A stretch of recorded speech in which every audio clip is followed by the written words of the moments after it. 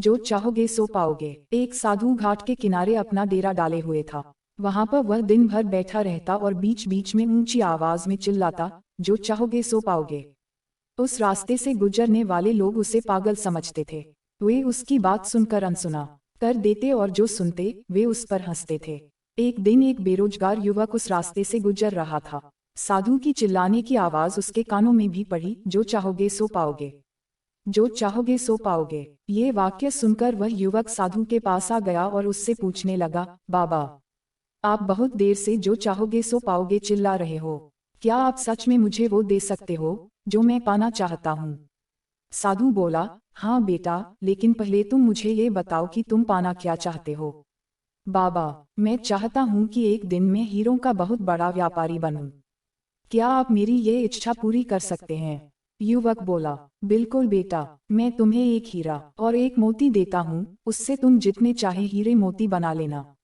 साधु बोला। साधु की बात सुनकर युवक की आंखों में आशा की ज्योति चमक उठी। फिर साधु ने उसे अपनी दोनों हथेलियां आगे बढ़ाने को कहा।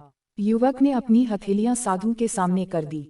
साधु ने पहले उसकी एक हथेली पर अपना हाथ रखा और बोला, बेटा, ये इस दुनिया का सबसे अनमोल हीरा है।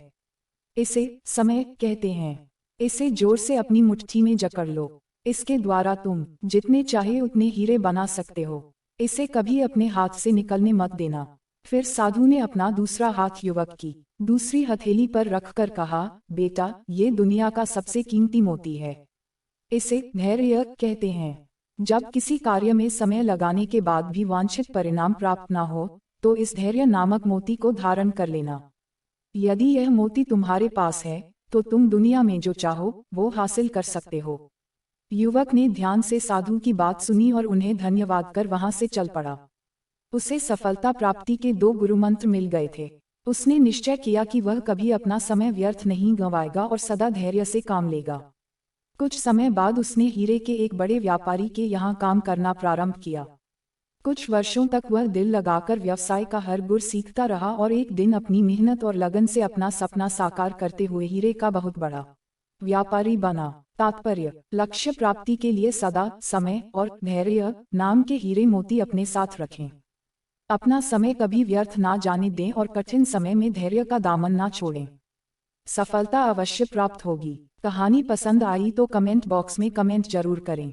वीडियो को लाइक और शेयर करें। चैनल पर नए हो तो सब्सक्राइब जरूर करें। कहानी सुनने के लिए धन्यवाद।